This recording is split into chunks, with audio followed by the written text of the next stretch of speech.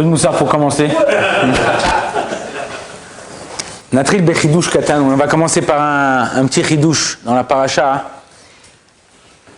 Déjà c'est pas pour la Torah, elle n'a rien à prouver, mais juste pour montrer que Bémet, comment la Torah, elle est profonde, et que de chaque petite chose, on peut apprendre. Déjà, on voit ça dans le Shulchan Aruch, que chaque matin, quand on se lève, chaque petite chose qu'on fait, il y a des milliers d'halachot qui sont écrites, et comment on doit se comporter, comment on doit faire, est-ce qu'on fait Netilat avant, Netilat après, on fait la bracha, pas de bracha, quand c'est qu'on fait la bracha, qu'on recommence, quelqu'un qui se lève, on voit que Bémet, la Torah, elle est médouilleket, elle est très précise sur chaque chose, alors que tu prends une autre religion. Bon, alors on doit faire comme ça, il n'y a pas des lois et des livres, regardez, Biaïnara, la Sifria, là, elle est remplie de livres, et il n'y a même pas la moitié des livres qu'on a dans notre Torah. Le Gaon de Vilna, il dit comme ça, qu'on voit dans la parasha Shlach Lecha, on voit qu'il y a écrit que les Bnei Israël, ils ont demandé à Moshe Rabbeinu d'envoyer des hommes, des explorateurs pour pouvoir vérifier la terre d'Israël. Et là-bas, le passage qui commence, vous savez que dans la Torah, quand vous montez à la Torah le Shabbat, dans le Sefer Torah, il y a juste le texte, sans les voyelles, et sans les ta'amim. Les ta'amim, celui qui est lié à la Torah, il apprend les voyelles et les ta'amim d'avance, prépare.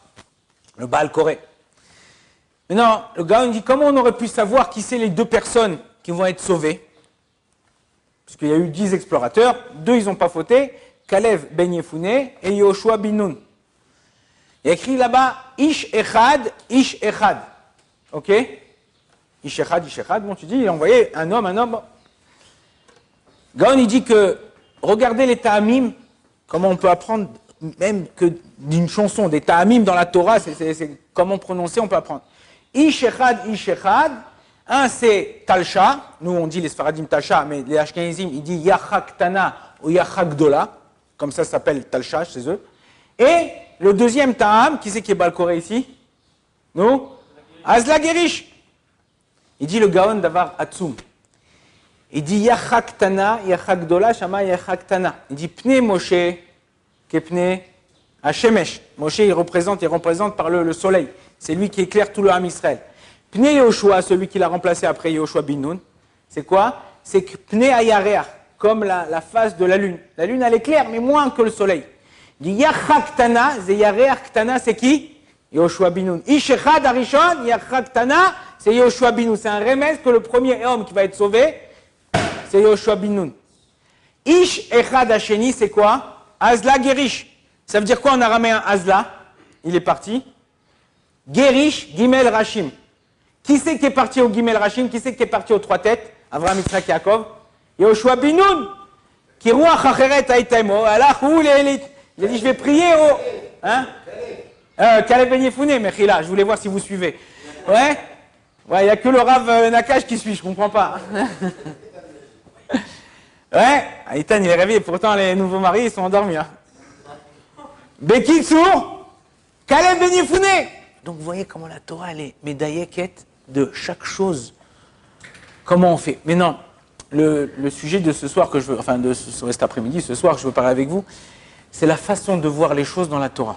Dans la vie de tous les jours, mais à travers la Torah.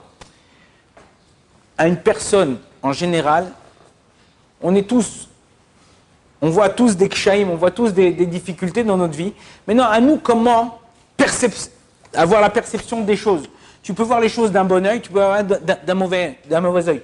Tout ce que tu vois ou tout ce que tu interprètes dans ta vie, ok, en vérité, t'attire sur toi cette interprétation.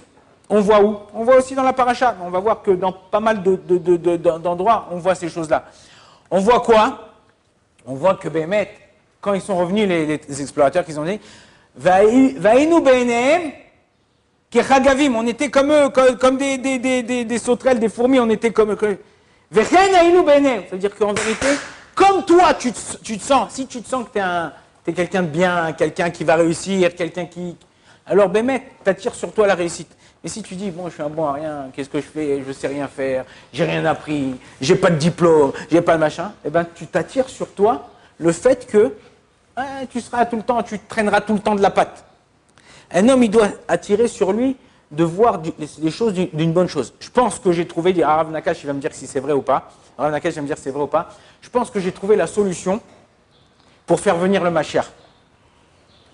Il a dit, ah, c'est pas possible. On a essayé depuis des générations, tout ça, il y a des Gdolé Ador qu'ils ont essayé de faire venir Mashiach, ils n'ont pas réussi à venir Mashiach. D'ailleurs, il y a quelqu'un qui a posé la question, un des Gdoli, il me dit, comment nous, dans l'Ador, dans notre génération, on est pour trouver quelqu'un qui est tzaddik, comment nous on peut faire venir Mashiach? Et il lui a donné un exemple, il lui a dit comme ça, il a dit, quand tu vas le vendredi, vous allez acheter c'est la yeshiva en général, mais même ceux qui sont mariés, ils vont acheter des pitsouchim, ils vont acheter des cacahuètes, des amandes, des noix de cajou, tout ça. Tu arrives chez le mec, le vendeur, tu lui dis, ouais, mets-moi 200 grammes de cacahuètes. Donc il prend la pellette, là, la petite pelle, il prend le sac, il met comme ça, il met sur la balance, il voit qu'il y a 150. Donc qu'est-ce qu'il fait après avec la pellette? Il reprend, combien il reprend comme au début? Non, il reprend un peu. Il rajoute à 180. Et après il reprend encore à moins. Et il rajoute, et ça fait 200. Ouais, il arrive à 200, il dit 210, c'est bon monsieur, c'est bon. Ok? En vérité, c'est ça. Les Rishonim, les tzadikim d'avant, ils ont fait tout le travail. Nous, quand on vient, on rajoute les petits grammes qui manquent. On rajoute les petits grammes qui manquent, les petites mitzvot, à tel point que le Harizal, il dit qu'un homme, à notre génération, qui fait Netilat Yadayim, d'après la halacha, il sera considéré comme un de les générations d'avant qui fait les choses d'une façon waouh, avec les kavanot du Hari. Mais comment on peut faire venir le Mashiach? Est-ce que ça vous est arrivé à quelqu'un? Je pense que j'avais demandé aux élèves, est-ce que ça vous est arrivé de penser, dans la journée, tu penses à quelqu'un, je sais pas, vous êtes un ajiva, il y a un bachour il y a un élève qui était là, il est parti, et tu penses à lui, tout d'un coup, tu penses à lui, tu dis, ah, ça fait longtemps qu'on n'a pas vu Shmuel. Et qui c'est qui rentre dans le Beth Midrash? Shmuel. Ouais, ça vous est arrivé ou pas? Ou tu penses à ta mère, et elle t'appelle au téléphone. Ouais, ça est arrivé ou pas? C'est-à-dire qu'en vérité, la pensée, elle est créative. C'est-à-dire quand tu penses à quelqu'un, tu penses à quelque chose, hop, t'attires sur toi, que quoi? Que la chose, elle arrive. Ouais? Ben, j'ai dit, si chacun d'entre nous, on s'efforce un peu dans la journée, une fois, deux fois, je sais pas, penser à Mashiach, on peut faire venir Mashiach. Le fait de penser, d'avoir créé dans sa pensée une pensée pour Mashiach. D'ailleurs, Bémet, une fois je savais qu'il y avait le Rav Shai, il avait fait un chiour, rien que sur l'Amida, des dizaines de fois, d'une façon directe ou indirecte, on parle du Mashiach. Techezena enu beshuvecha letzion, Boni Yerushalayim, kol min tfilat qu'on fait dans l'Amida, on parle de la reconstruction du temple du Mashiach, de l'avenue du Mashiach. Donc en vérité, on est tous Lubavitch, ouais, on est tous Rabat, on pense à faire venir Mashiach, etc. Mais il faut faire vivre cette chose en nous. Il faut faire vivre cette chose en nous, c'est-à-dire penser positivement. Comment j'ai pensé à ça? Il y a quelqu'un, quand j'ai parlé avec ça de quelqu'un, il m'a dit, mais comment tu as pensé à ça? Il y a un otage, un des derniers otages qui est sorti après 2 ans et demi. 2 ans et demi, il a fait, il n'y a pas longtemps, il y a un chanteur israélien un peu Breslev, Elitzur, ouais, il a fait une chanson avec lui, et il raconte là-bas son histoire. Il dit qu'il était là-bas en otage, et tout le monde, il ne savait pas qui était sorti, qui n'était pas sorti de ça, mais ça faisait déjà 2 ans et demi. 2 ans et demi, c'est très, très, très, très, très long.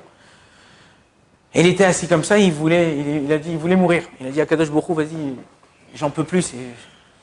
Il a dit, mais si tu es là, si tu existes à Kadosh Baruch Hu, fais-moi un signe que tu es là, que je sais pas, qu'il y a quelqu'un qui pense à moi. Et juste à ce moment, le cousin qui était là-bas, qui le gardait, il s'est endormi. La radio s'est mise sur la radio israélienne et il a entendu sa mère. Il a dit, mon fils, si tu m'écoutes, sache que je suis là et bientôt tu seras parmi nous. Là, quand il a entendu ça, tout de suite, il a eu cette force-là de penser positivement. Et quelques semaines après, il est sorti. Dire qu'en vérité, quand vous pensez bien, vous pensez d'une façon positive, vous pensez d'attirer sur vous des bonnes choses, alors Akadosh Baruch Hu, il attire sur vous des bonnes choses. Comme on dit, c'est-à-dire, la Gemara dit aussi, quand tu rentres dans un endroit qui sent bon, ben quand tu sors, automatiquement tu sens bon. La même chose, le contraire, Chazvé Shalom. La même chose. Quand tu penses noir, ne t'étonne pas qu'après il arrive des choses noires. Mais quand tu penses positivement, tu penses bien, tu penses que ça va arriver des bonnes choses, tout ça. Il faut d'abord savoir, comme je l'aurais dit ce matin au Shio, il faut savoir des fois, on a des mauvaises habitudes. Casser les mauvaises habitudes, abandonner ces mauvaises habitudes. Il y avait une fois comme ça un jeune marié, ouais, comme Ethan, et après, avant la choupa, le père il vient le voir et lui dit, Ethan, écoute, on a un minag chez nous, de père en fils, comme ça passe. Après le mariage, tu rentres chez toi, il y a les shiva brachot, tout ça et tout. Après, tu commences à rentrer dans la vie active. Ta femme va te demander de faire la vaisselle. Ouais. Tu prends la vaisselle, tu prends les assiettes et tu les casses. Il dit, mais attends, papa, Fox Home, Ikea, c'est 250 le service. Je vais casser 250. Le père, il lui a dit, vaut mieux casser une fois la vaisselle que faire la vaisselle toute sa vie. Ouais. En vérité, des fois, tu dois abandonner les mauvaises choses. Ça veut dire, chazvé shalom, bémet, on doit aider à la maison, on doit aider sa femme, on doit la soutenir, on doit faire les enfants de ça. Hein? Parce que tomber sur marocaine. En vérité, il faut essayer de, des fois, tous on a des mauvaises habitudes, tous on a des choses qui sont mauvaises. Essayez de les mettre de côté. On jette. Ah ouais, mais ça va me coûter de l'argent, un truc, ouais, moi iPhone 17 Pro, machin et tout. Hein. Ah bah, ça y est, mon frère. T'es rentré à la yeshiva, t'as décidé de prendre un chemin, t'as décidé de faire quelque chose, alors c'est dur. Un des problèmes des gens qui ne veulent pas changer, ouais, c'est pourquoi? Parce qu'ils n'arrivent pas à accepter la difficulté du début. On a tous une difficulté. D'où on apprend ça dans la paracha de la semaine dernière, Béalotra. Béalotra est un érode. Béalotra est un érode, Veirou Pene Amenora. On parle de quoi là-bas?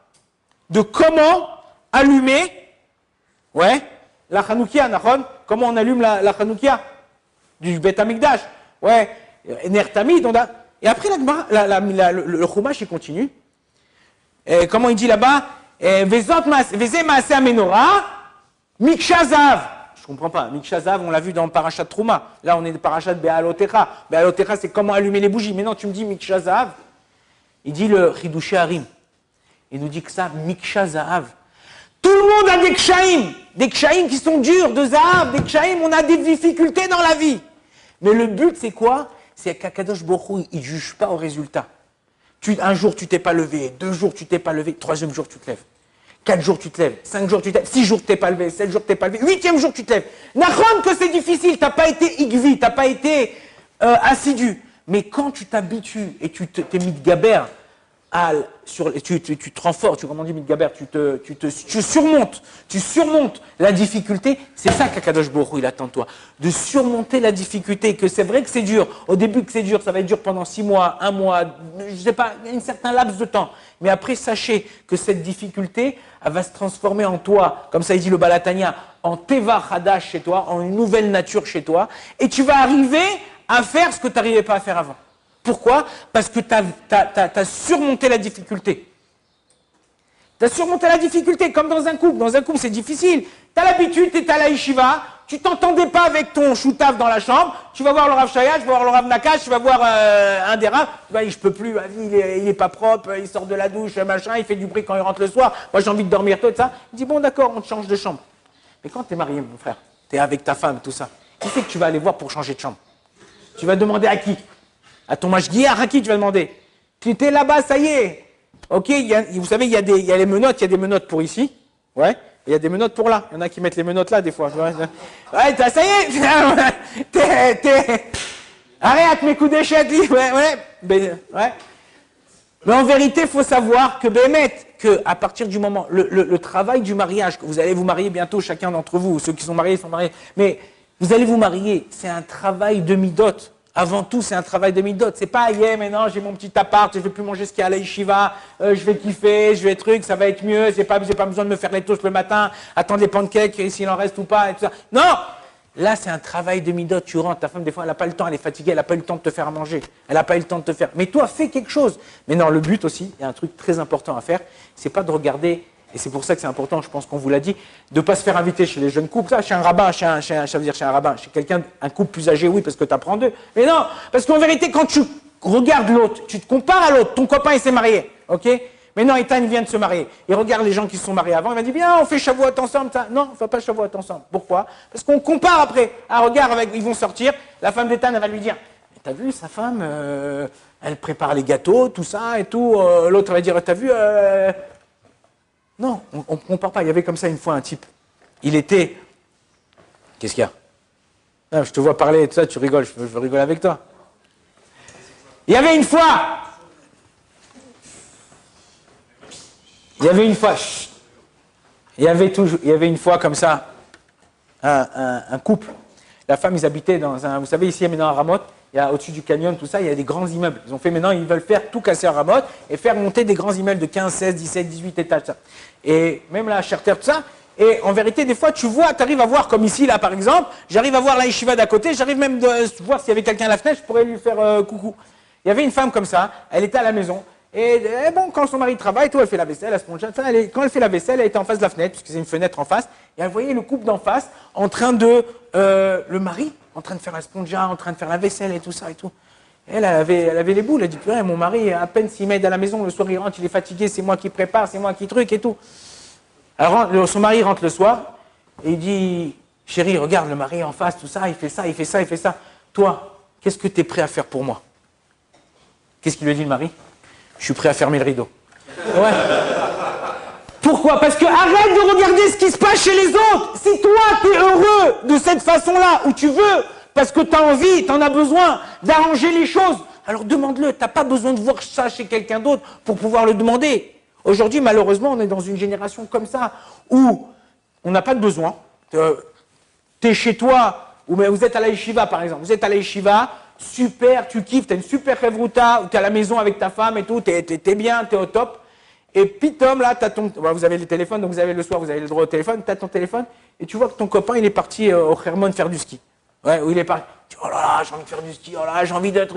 Mais il y a 5 minutes, tu étais bien, tu étais au top. Pourquoi? Parce que tu regardes l'autre. Arrêtez de regarder les autres. C'est comme je vous ai dit, la difficulté, ça se travaille. C'est étape par étape. Si Béhémet, vous travaillez ça étape par étape, alors au début c'est dur, après c'est un peu moins dur, après une semaine, après 2 semaines, après un mois, jusqu'à que tu t'habitues et que tu arrives à faire les choses d'une façon où c'est un plaisir pour toi de les faire. Ok, ce matin Noam il a dit ouais mais c'est des contraintes, j'en ai marre à chaque fois. Et tout. Non, ça dépend comment tu prends la chose.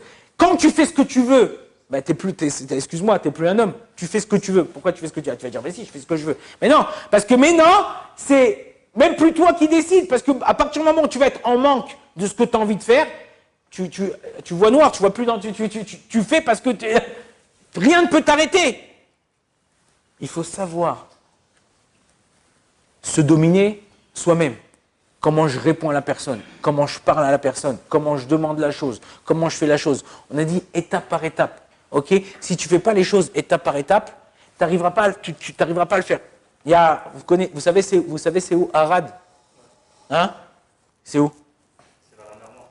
Ouais, c'est au bout du monde à droite. C'est la mer Morte, vous allez, hop, ou encore 45 minutes, il n'y a rien. Là-bas, c'est une ville, dortoir pratiquement. Il y a une ou deux usines. Il y a une usine de textile pour faire les serviettes pour les hôtels de la mer Morte, parce qu'il y a plein d'hôtels. À la mer Morte, c'est que des hôtels. Là-bas, c'est que des maisons de dormir, quoi.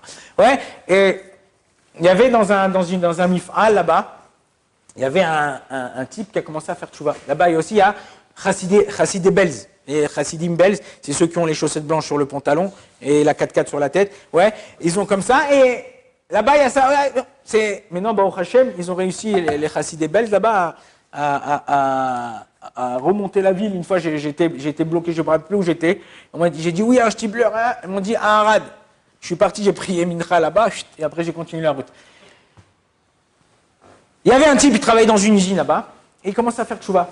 Avec un tatouage peau, un truc, les boucles d'oreilles, il a commencé doucement à s'enlever, tout ça et tout.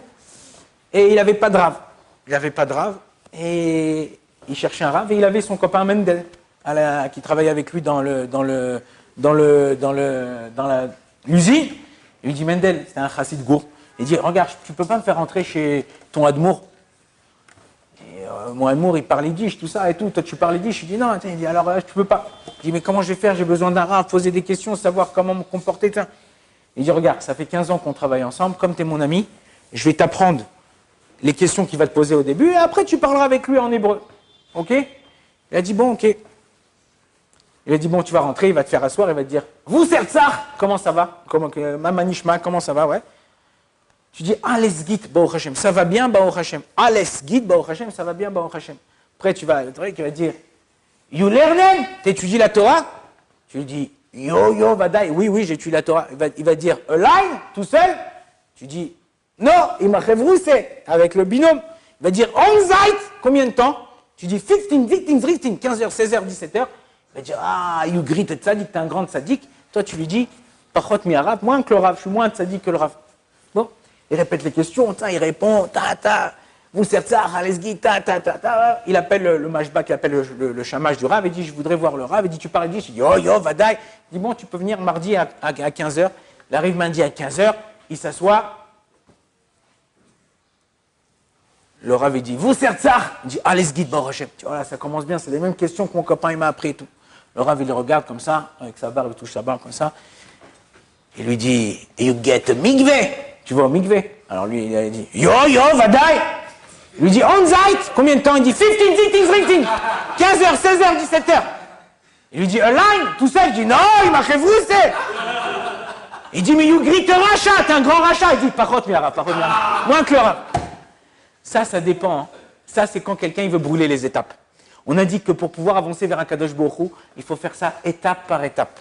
Étape par étape. Si tu brûles les étapes, tu tombes dedans. Tout dans la vie, dans un couple, dans un travail. On n'a jamais vu quelqu'un qui rentre dans un travail, que du jour au lendemain, il devient patron. En hébreu, on dit « Unirnaf ». Il y a un mec qui vient travailler dans un restaurant, « Unirnaf Shotef », Shotef Kelim. Et après une semaine, il va être choutaf. Et après une semaine, il va être associé. Et là, tu peux pas. D'abord, travaille dur, monte tes compétences, monte qui tu es, fais ce que tu as à faire. Et après, peut-être qu'on te donnera quelque chose à faire. On te donnera quelque chose de bien. La même chose. D'où on apprend ça, on a vu avec Yaakov Avinu. Quand il a dormi là-bas, et il a vu une échelle qui était posée à terre et qui montait au ciel. Et là-bas, il a vu, quand il dit le rêve, Ra Malachim, Olim, Veyordimbo. Maintenant, on sait, on a vu dans l'Aftara il n'y a pas longtemps, et on a vu aussi dans Ezechiel, que les anges, ils ont des ailes. Donc les anges, ils peuvent voler et atterrir. Donc pourquoi la Torah, elle n'a pas dit Nochatimbo, Tassimbo? Non. Parce que même un ange, pour se rapprocher d'Akadosh Baruch Hu, il est obligé de faire ça par échelon, étape par étape. On est obligé d'avancer. Maintenant, comment on fait? Alors c'est sûr que c'est difficile, comme on a dit. Miksha Zahav, comme ça il a dit le Chiddush Harim, c'est dur, c'est très dur à avancer, c'est très dur de changer sa vie. On a pendant 20 ans, pendant 25 ans, il y a des gens, pendant 50 ans, ils ont vécu dans un... Je connais quelqu'un en ce moment que, en France, ça fait, pendant je ne sais pas combien d'années il était marié avec une non-juive et ils ont divorcé parce qu'ils ne s'entendaient plus et de ça. Et aujourd'hui, après 45 ans, il commence à faire tchouva, il change ses habitudes, c'est très très difficile, très difficile. Vous, Baruch Hashem, vous êtes à la yeshiva, vous êtes jeune, vous êtes venu, vous avez décidé de votre plein gré de venir et vous essayez de faire des changements. Mais c'est beaucoup plus facile. Vous n'avez pas de femme, vous n'êtes pas marié, vous n'avez pas d'enfant. Donc c'est facile de faire ces petits changements qui sont difficiles pour quelqu'un qui a un travail, qui a une femme, qui a des habitudes, qui a des choses. Donc en vérité, le but c'est quoi? C'est d'essayer de faire le maximum pour pouvoir changer. Il y a un midrash. Et comment on fait ça? En demandant à Kadosh Baruch Hu. Souvent, on dit, ouais, mais il y a quelqu'un qui m'a dit cette semaine, la semaine dernière, il m'a dit, j'ai pas envie de demander à Hachem parce que j'ai l'impression d'être hypocrite. Je dis, pourquoi? Il m'a dit, ouais, parce que je fais des choses, je fais des trucs, machin, et quand je lui demande, c'est par intérêt. J'ai dit, mais je comprends pas. Bon, toi, t'es pas encore papa, mais quand tu as un enfant, ton fils, il vient, il te demande une glace, il te demande un vélo, il te demande quelque chose de lui acheter. Ok? Tu crois que c'est pas par intérêt? Ben, lui, entre guillemets, quand à un certain âge, il s'en fout de toi. Il vient, il te demande parce qu'il a envie, c'est son besoin maintenant. Et il te demande de cette chose-là. Le Midrash, il raconte comme ça. Le Midrash, il raconte que Shlomo HaMelech, il a écrit là-bas, Shlomo HaMelech, il se déguisait en homme de la ville. Et il allait voir dans le pays, qu'est-ce que les gens ils pensaient du pays, du roi, de tout ça et tout. Et là-bas, le Midrash, il dit, Alach le Kfar Darom. Il est parti dans le sud du pays. Kfar Darom, et il s'est habillé, il a tapé à une porte. C'était une maison d'un pauvre. Il est rentré là-bas, et le pauvre, il ouvre la porte, il dit, qu'est-ce que tu fais? Il dit, j'ai un peu faim, j'ai un peu soif. Et il fait rentrer, et il lui fait un gâteau au fromage. C'était après Shavuot, tu restais du gâteau. Non, ça reste Shavuot. Il lui fait un gâteau au fromage, il lui fait des trucs, ça et tout. Et Shlomo HaMelech, il regarde la maison, il voit que c'est pas comme ici, bien peint, bien propre, tout ça. Les murs, ils commençaient à s'effriter, le truc. Il dit, mais d'où t'as tout ça? D'où?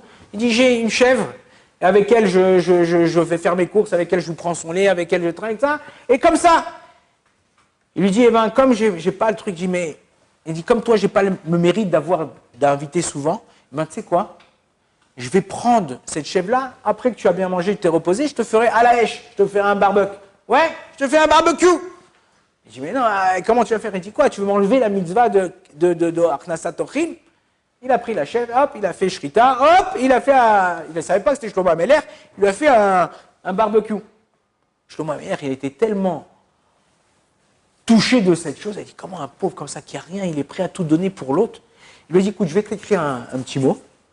Moi, je suis proche de la royauté à Jérusalem. Si un jour, tu es en galère, tu as un problème, quand tu arrives à Jéru, donne ce papier, j'essaierai de te donner, te compléter ce qui te manque. Bon, il a pris le papier, il l'a mis dans sa poche. Mais non, il n'y a plus de chèvre, il n'y a plus de lait. Un jour, 2 jours, 1 semaine, 2 semaines. Ils sont ric-rac, il n'y a plus rien à la maison. Sa femme, elle dit, il t'a donné un petit pétec, il t'a donné un petit truc, va à Jérusalem, peut-être qu'il pourra t'aider, te donner un prêt, te donner de l'argent, te donner un truc. Il dit, bon, t'as raison, je vais y aller. Il va à Jérusalem, il arrive à Jérusalem, il monte ça, il dit, ah ouais. Les gens, ils vont dire, mais c'est l'écriture du roi Salomon. Il arrive au palais, hop, il faut rentrer jusqu'à la pièce du roi Salomon. Il voit les gardes, il dit, le roi Salomon, il n'est pas là, il a comme le Hamas, il a l'Avdil, il a un souterrain comme ça jusqu'au Beth Amikdash. Il dit là-bas, tu veux rentrer pour le voir, puisque il a dit n'importe quelle heure, n'importe quel jour, vous le laissez rentrer partout où je suis. Il dit, ben d'accord, ok. Donc il accompagne 2 gardes, ils arrivent avec lui, et il voit Shlomo Ameler agenouillé, en train de prier à Kadosh Baruch Hu, envoie-moi la parnassa, Kadosh Baruch Hu, envoie-moi la santé, la réfoua, Il voit ça, il dit au garde, bon, ramenez-moi au palais, je veux partir. Il dit, mais t'es sûr là, dans 10 minutes il a terminé. Il dit, ouais, ramenez-moi, je ne peux pas rester. Bon, il ramène, il sort, il s'en va. Shlomo Ameler, il dit, voilà, il y a quelqu'un qui est venu avec ce pétec, avec ce petit morceau de papier. Il dit, mais je sais qui c'est ce vieux-là, c'est le monsieur qui m'a reçu chez lui de ça. Cherchez-le. Ils l'ont cherché, ils n'ont pas trouvé. Il a envoyé des cavaliers, ils l'ont trouvé, ils l'ont dit, le roi Salomon, il veut te voir. Ils l'ont fait revenir. Il a dit, oui, il a dit, c'est toi qui étais venu. Si tu es venu là, c'est que tu avais besoin. Il dit, ouais, ben, j'avais besoin de. En ce moment, c'est dur, mais j'ai besoin.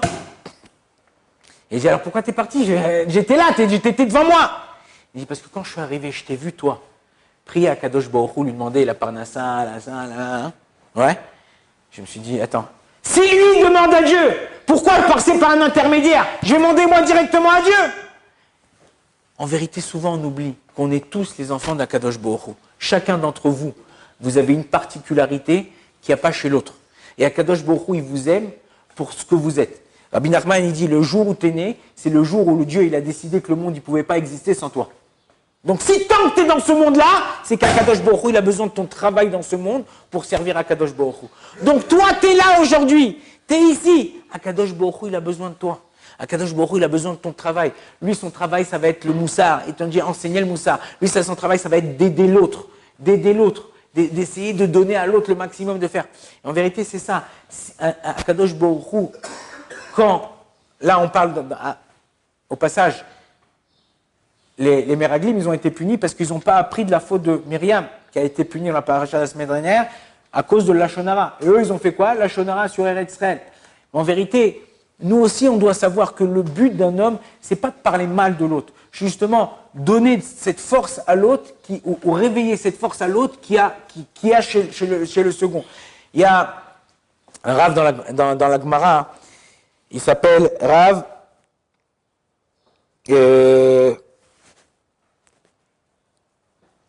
qui a enseigné à son élève 400 fois, Rav hein? Rabbi Breda. Là-bas, l'histoire, il a enseigné à son élève, enfin, il est arrivé, il a enseigné à son élève, il ne comprenait pas, 400 fois. Et après la 400e fois, il y a une voix céleste qui est sortie, il a dit, Rabbi Breda, qu'est-ce que tu veux? Est-ce que tu veux le Olam Haba pour toi et ta génération, ou toi, tu veux vivre à jamais? Ouais, et il lui a dit, je veux le Olam Haba pour moi et ma génération.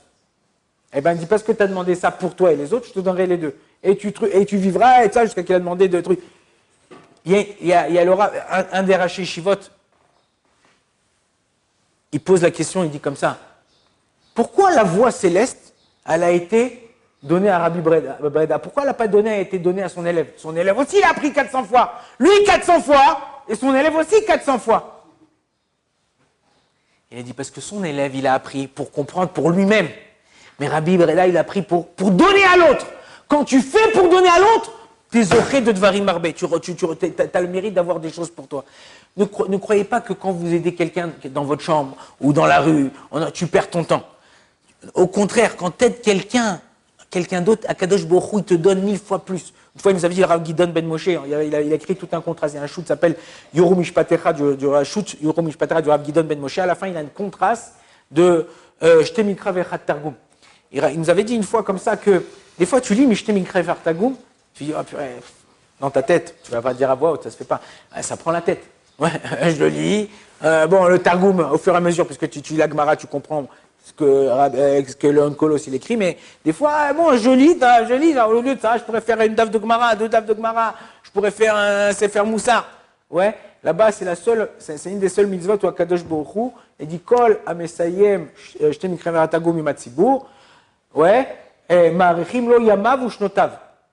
Yamav, si tu dis Yamav, c'est Vadaï Shnotav. Des fois, il dit comme ça, le Chafetz Chaim, il avait l'habitude, tous les vendredis, le matin, comme ça on faisait aussi avec Sarah Hamim, mais tous les vendredis matin, avec les tefilines, il faisait Shte Mikra Vechat Targum Rashi Ramban. Le vendredi matin. Bon, il étudiait Kaniré vite, mais Shte Mikra Vechat Targum. Tu dis, je perds mon temps. Il dit non. Tu crois que tu perds ton temps, mais tu fais quoi? Tu fais, mais sauf Foshel Davar, à la fin du compte, qu'est-ce que tu fais? Tu fais la volonté d'Hachem. Tu fais la volonté d'Hachem. Alors Akadosh Baruch Hu, il dit, tu crois que tu perds ton temps, je vais te rajouter des jours et des semaines. C'est en vérité ça, comprendre ça, que quand quelqu'un il fait la volonté d'Akadosh Baruch Hu, ou tu essayes de développer pour la raison pour laquelle Akadosh Baruch Hu, il t'a envoyé dans ce monde. Pourquoi tu es là? Et chacun, au fur et à mesure que vous allez étudier la Torah, comme ça il dit le Gaon de Vilna, au fur et à mesure que vous allez étudier la Torah, vous allez dévoiler pourquoi Kadosh Baruch Hu t'a envoyé dans ce monde.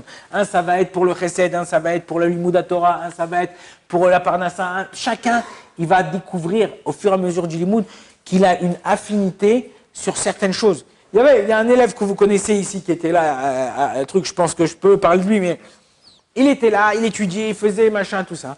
Il a développé un don, un truc comme ça sur la sophroute, sur tout ce qui est tout artistique, tout ce qui est de la Torah. Aujourd'hui, Baruch Hashem, il étudie et il mitparnès de ça. Donc en vérité, tu dis, ouais, des fois, bon, c'est un bon à rien, qu'est-ce qu'il va faire lui? Non, chas v'shalom. Ça n'existe pas chez nous des bons à rien.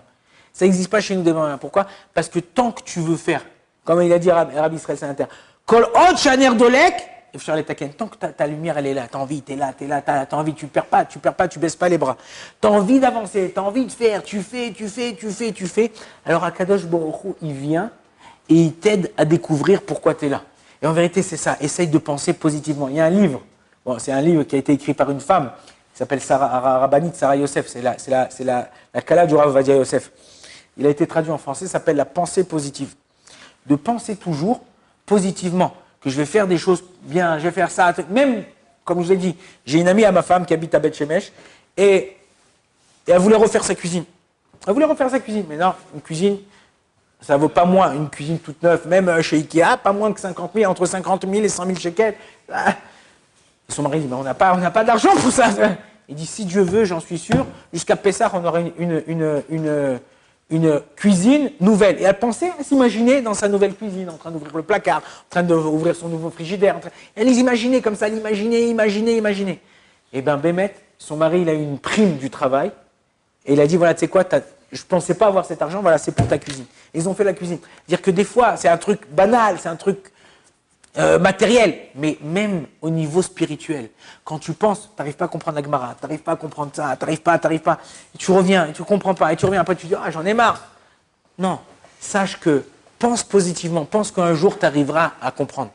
Rav Pinkus, il dit comme ça, il dit, si je te donne une cuillère, tu voyais ce poteau-là, dans la yeshiva, je te donne une cuillère ou un marteau, je te donne un marteau, parce qu'il y a une cuillère, je te donne un marteau, je te dis, enlève-moi cet amoud. Je dis, mais c'est impossible. C'est impossible. Même quand tu apportes un ouvrier, il prend ça s'appelle les marteaux Hamesh kilo, c'est des marteaux de. Rien que le bout de fer, il a 5 kilos, et il tape, ça lui prend au moins une journée. Toi, avec un marteau normal, tu vas réussir. Il dit Rav Pinkus, tu tapes tous les jours autour de la hamoud en bas. Toujours un peu là, t'as cassé un peu. Au bout d'un certain temps, Tu vas casser le dernier morceau et toute la moule, elle va tomber. Il dit en vérité, c'est ça. Tous les jours, vous allez dire step by step, étape par étape. Vous faites un petit effort et encore un petit effort. Tu te lèves, Yoshua, il se lève comme un lion le matin. Il arrive là, ouais, tu te fais un petit effort. Liam, il est en dessous de sa couverture, il fait chaud, machin et tout. Il arrive à se lever. Ben, tu quoi?